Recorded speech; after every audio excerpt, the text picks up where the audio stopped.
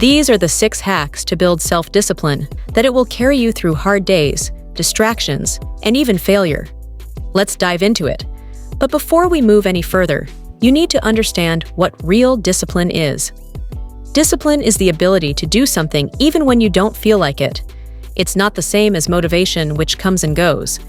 Motivation pushes you to do what you like. But discipline?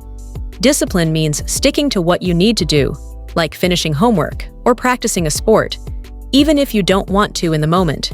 So, point 1 in building real discipline is this: get your main thing. Have you ever tried doing too many things at once, only to realize you end up finishing none? Maybe you decide to study for an exam, join 3 clubs, start a side hustle, and exercise daily, all at once. At first, it feels exciting, but then the stress builds up because you have so many things pulling at you. You become overwhelmed, and eventually, nothing gets done properly. This happens because you lack a main thing, a single goal, a single drive. Without it, your energy spreads too thin. Discipline begins with focus. Your main thing is the one task or goal that carries the highest importance in your life right now. The key is choosing one main thing that everything else supports. You focus on it. When you focus on a single goal, you know exactly where your energy should go first, because when you wake up, you already know what today is about. Because of this, you stop wasting time wondering what to do, and instead, you start moving forward. The truth is, many people avoid picking their main thing because it feels scary. They think choosing one means giving up others. But what you must understand is this: focusing on one makes you progress faster. That's why you should never scatter yourself across too many goals. It reduces extreme focus, and you need focus to build discipline. So here's the hack. Write down everything you want to achieve. Then circle the one that will have the biggest impact on your life in the next 6 months. That becomes your main thing. From now on, every choice you face should answer one question: does this help my main goal? If yes, do it. If no, put it aside. Because discipline is not about doing everything. It's about doing the right thing, consistently. Hack number 2, diligence and learning. Do you know why some people get better every day, while others stay stuck in the same place for years? Think about 2 kids learning how to play a piano. The first one practices only when he feels like it. He plays a few notes, gets bored, and walks away. But the second kid practices every day, even if it's just 20 minutes. He does the practice. Weeks pass. Now, when you test these kids, you find that the first kid still plays the same tune, but the second kid can play a full song confidently. Why? Because of steady effort and diligence. Your discipline grows when you practice diligence. It is like planting seeds. You water them a little each day. At first, nothing happens. But once you keep going, watering them, they start growing. But then if you stop, they dry up. Now, our habits, skills, and discipline work the same way. If you keep doing small actions every day, it builds up your strength. You keep trying, failing, learning, and trying again, and over time, you learn from these mistakes. Every mistake you come across is a lesson that shows you what works and guides you in decision-making. So, if you want to practice diligence and build stronger discipline, start by picking one skill or habit to grow. Set a daily minimum action. It might be doing 10 push-ups every day. That's when you want to be fit.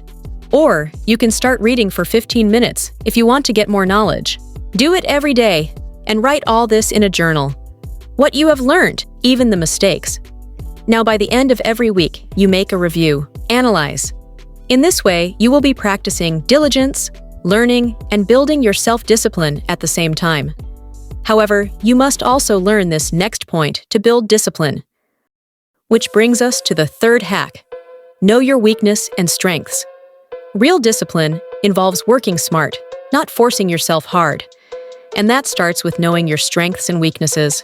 Everyone has things they're good at and things they struggle with. Because of this, the first step you need to take is self-awareness.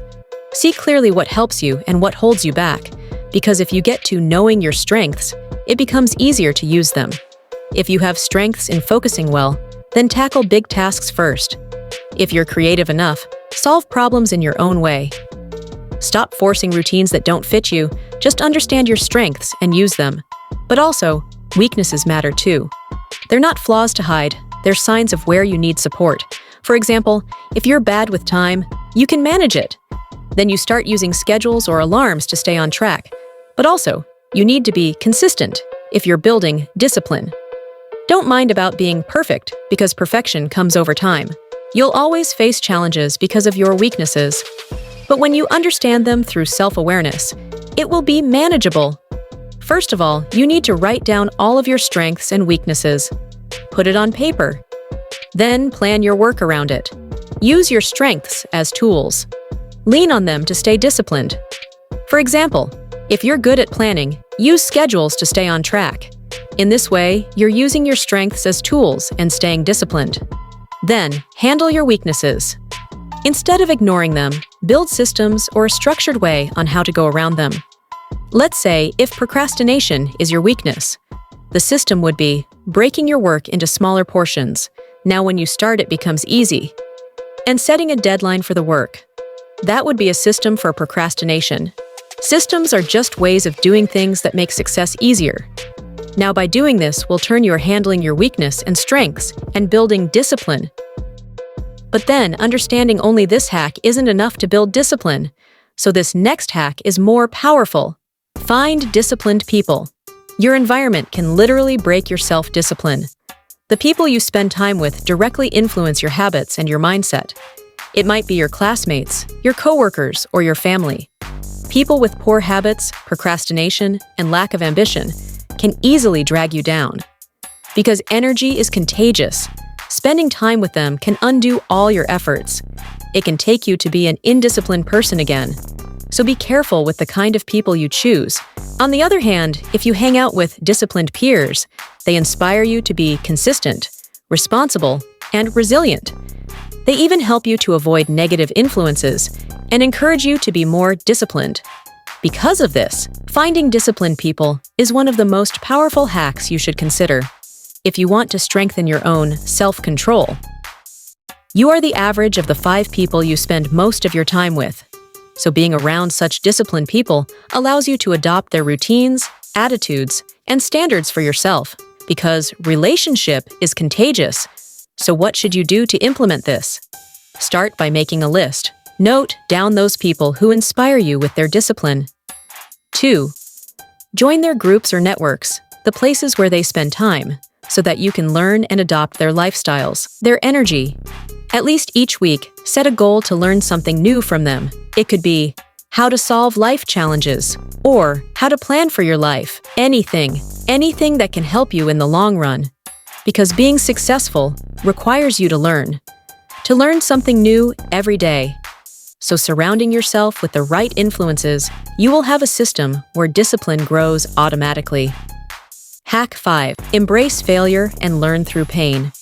You try creating something new today. You fail. You try again and again for the next few days. You don't get any change. You become frustrated and feel like giving up. I get it. But here's the secret you need to hear. Failure is a tool most successful and disciplined people use. It's part of the process. Because when you fail, you get feedback. You see what works and what doesn't. It shows you where you need to improve. The disciplined people face failure head-on.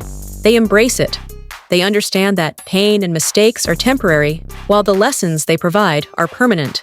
The pain you experience in failure strengthens your ability to endure discomfort without giving up. And that's a good thing, because that's where discipline is built on. Every challenge you overcome makes future challenges easier, so start accepting failure. Embrace it. First, create a simple routine of reflection. Whenever you get a failure, reflect on what happened and one action you can take to improve. Treat failure as a teacher and learn from it. Over weeks and months, you'll notice that your ability to handle challenges and remain disciplined has improved dramatically. Besides that, your fear of failure will shrink and your confidence will be built because you have learned to grow through pain instead of being stopped by it. Next hack. Change your perception about willpower. Willpower is the mental strength you use to resist temptations and do things even when you don't feel like it. It's the fuel that runs discipline. Most people believe they only have a small amount of willpower. They think once it's gone, that's it. They can't keep going. And such belief is what makes them stop too soon, to stop working towards their achievements. Because if you believe that your willpower is limited, you'll quit the moment things get hard. And that belief will work like a wall. It will limit you to go further. For example, imagine a student doing homework. One student says, "I'm too tired," and shuts the book after 20 minutes. Another student, with the same energy, thinks, "I have to finish this homework." That student keeps going, not because they're smarter or stronger, but because they believe they can push through. The same idea applies to achieving big goals. Big goals often feel impossible, but if you believe you can keep going, you'll surprise yourself with how much you can accomplish. Your mindset shapes your reality. If you believe you're done, you usually quit. If you believe you can push through, you almost always do. Your mind can be your greatest weapon or your biggest enemy. So here's the trick. Stop telling yourself that your willpower runs out. Instead, believe it grows every time you challenge yourself. This simple shift helps you build self-discipline faster, because every obstacle becomes a chance to think, "I can keep going." Discipline is about being consistent. Stick to your structure, change your perception about willpower, and surround yourself with the right environment. And if you've ever felt ambitious but lazy, I made a full video breaking down exactly how to turn that ambition into action. So before you go, click on this next video right here. See you in the next video.